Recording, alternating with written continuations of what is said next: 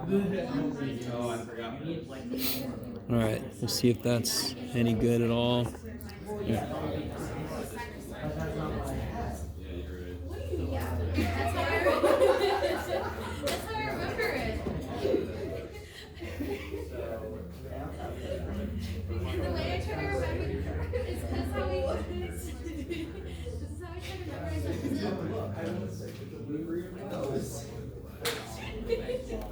And then you could go. You said it too fast. All right, guys. I kind of want to take a look at something. I know you're not all done. Just want to take a look at a few of the first ones, and then we'll head out and finish it up next time. The very first one, did that come out okay? No. Yeah. What's y prime? Negative 2x e to the negative x squared. Kick ass. Oh, let me see. Do I remember the trick here? No. Oh shit, that's the wrong one. Apparently, I don't remember the trick. All right, Jeff. There's a trick just to make this first one go out. You got it. It's. All right, Jeff. Give up. All right, sweet. Can you guys see that? Okay. Yeah. Thank you. What's y double prime? Now you have to use what? Product rule. So it'll be negative 2e negative x squared because you assume negative 2x, right? And then plus. Then you just basically do another negative 2x comes down. And now you just plug shit in. So on one level, differential equations, if you know the supposed solution, it's easy as shit to check. It's just like any equation. If I already know what the solution might be, it's easy to check it. Just plug it back in. What's interesting about differential equations are, instead of the answer being a number, which sometimes it could be, in general it's a functional answer, correct? It's a function whose derivatives in itself relate in that way. And sure enough, when you plug all this stuff in, if I put 2xy prime, that'll be negative 4x squared e negative x squared. That cancels here. Is that cool? You guys get what I'm doing? Y double prime plus 2xy prime and plus 2y. 2y would just be 2e to the negative x squared plus 6, and these cancel. Yes? So then you get 6. Cool. Is that right? Okay, so checking differential equation solutions, of course, is easy. It's getting the freaking solution in the first place that might be a little hard. Okay. Everybody's favorite. Maybe this is everybody's favorite. I don't know. And this one's my favorite. The funny thing about this is, you don't have to do any manipulation of any shit. If only there was a 9 here, that would kick so much ass. Yes? Yeah. Trig sub, what's it based on? What's trig sub based on? Why do I use a certain trig function sometimes and a different one sometimes else? What trig function do you guys use on this one? Sign. I don't care about the constant. I don't care about the coefficient. Those we can just make whatever we need. What's important is that sign. Why is that sign? Yeah, 1 minus sine squared is cosine squared, right? So when I see constant minus function squared piece, that's sine. What trig identity is 1 plus shit squared equals something else squared? Tangent, yeah. So if I saw 9 plus 4x squared, tangent. You guys see what I'm saying? So it's, when I was taught this, we were never told that. It just felt like, pick one and hope.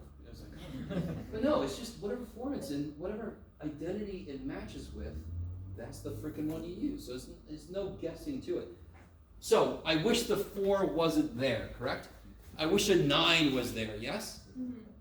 So what I do is I pick x. It's going to be sine. Jeff, can you see that? No. Oh, what happened? It's frozen. Oh, Jeff, over here, buddy. There's no camera here, Jeff. You're not on Truman Show. Okay. Here we go. That's, I love it. I'm going to save that. So x, if I make that sine, I want the 4 to go away. So I'm going to put it over 2, because when I square it, it'll be 4, and the 4 will cancel. And I want a 9 instead. So I'm going to put a 3 up top. I personally hate memorizing shit.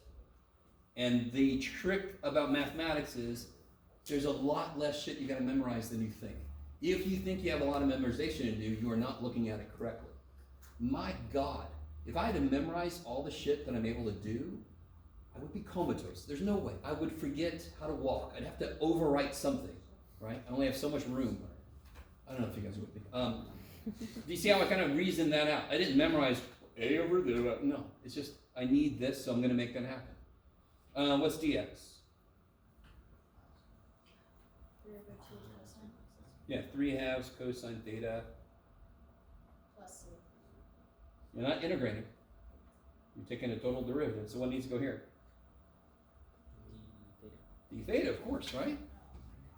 Oh my God. And let's see, so when we plug all this shit in, I get 1 over. Let's see if you guys are cool with this. It'll be 9 minus 9 cosine squared. Factor out of square root of 9, so factor out of 3. I'll get square root of 1 minus sine squared, which is cosine squared. Square root of that is cosine. So you should get cosine theta on the bottom. Is that cool? Sure. Whatever you say, Joe. And then times 3/2 cosine theta d theta. Is that all right? So relatively, this one's not a bad one. Die. 1/2 integral d theta is 1/2 theta plus c. And what's theta? From the beginning, we know that theta is multiply by 2/3. Take the inverse sine, so it's inverse sine of 2x over 3 plus c. Is that too fast? I'm sorry. Is everybody cool with that? Yeah, you guys are learning today. If you wanted a teacher who you could read the writing, I was going to say you've chosen poorly, but I was your only choice. Yes. So we know that you have 0 choices for who to take. Thank you for taking me. So I'm really sorry. If it gets really, really bad, if I ever get to the point where I cannot read my own writing, I'll retire. That's time for me to go. I've had that happen. What did you write up there, Mr. Whatever? Oh, does somebody remember what this literally happened in one of my classes. Anyone remember what I wrote here? Shit. What about part B? What has to be done here? What method? By parts. And I forgot to ask you guys, I don't know if everybody got a chance to do all of them, but which one did you guys think was the hardest? I know this one was kind of like the biggest reaction, kind of like, oh shit. What about this one, of course? You have to do by parts. Normally, I don't know if you guys know Liate, sometimes it's ilate or something. You guys know what I'm saying when I say that? I'm not a big fan of mnemonic devices. So like FOIL method, stupid. When we have a mnemonic device, we're communicating to students, oh, this is so hard. We need something to help. No. FOIL is just repeated distribution, of course. The minute one of them's got 3 terms, what is that? You know, you have a middle term. You guys kind of see something? FOIL, first, outer, and last. You don't need that shit, right? What was my point? Right, so Liate was sort of like a mnemonic device for remembering the order of what to let u equal and so forth, right? Anytime you have a natural log, you almost have to make that u. Now, of course, you guys are at the point where I will let you, if you remember what the integral and natural log of x is, does anyone just remember what that is? X ln x minus x. Almost, x ln x minus x. I'm sorry, if you said that, I'm sorry, I misheard. Yes, that's what it is. But in generally you would want to make the polynomial part u, because then when you take a derivative, it starts to disappear, correct? But here you can't, because that would make dv ln, and in general, we don't know what that is. So you have to let u equal ln. Get out of there. Oh, Jeff. Good job, buddy. It's just, okay. Oh my God. So I have to let u equal ln, which means dv is x dx. So that makes du equal to 1 over x dx, and that makes v equal to 1/2 x squared. You guys all with me? Are you guys, I think you're in the next class, right? It's not quite that yet. Sorry. Yeah, I'm in here for like another minute. everybody's ready. No, let us know. So then this would be, how's it go? I don't know. You guys know that one of my colleagues came up with this, and I kind of like this, even though I just said I don't like mnemonic devices. This is UV minus the interval of VDU, and somebody came up with ultraviolet voodoo.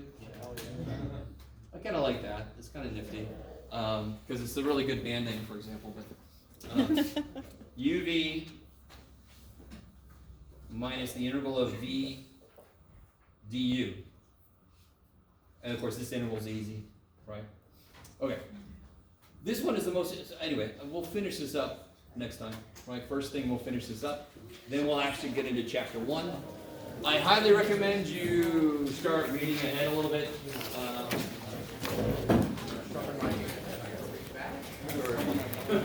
For a review, Calc 2, maybe some Calc 1. If you guys need to see me, I'll come up here. Otherwise, I'll see you guys on Thursday.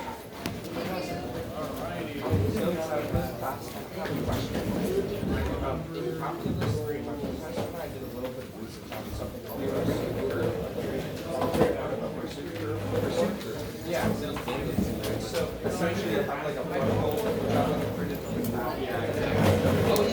and it's always this other one that like tries to help and we what I typically did is I drive my pursuit curve, but I have a lot of and so the velocity didn't work out. It was able to like map out the curve of the pursuit, but then it would just like accelerate to infinity after a couple seconds. I see. And he talked to me and said, okay, well, once you've taken differential equations, you should be able to figure out how to do that. Because then you can add in some higher level derivatives.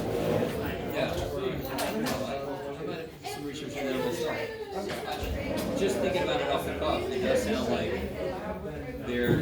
it's kind of like, I feel like it's related to damping, you know, like oscillating curves and the damping function. So it would almost be like something that comes into play after more time has come in, so it kind of dampens the acceleration losses. I don't know if that's part of the answer, but I don't know. I think that's neat. So, okay. I took dynamics last semester. I'm assuming that you have a lot of the differential data to you. I don't think dynamics has to You're going to leave, right? though, right? No. What's really interesting is some courses you take, it kind of has results from a course like this. So almost every algebra class at some point has a result from a higher level class that they just say, this is how it works. Why? You'll have to take this. You know, so there's a lot of stuff that happens that way.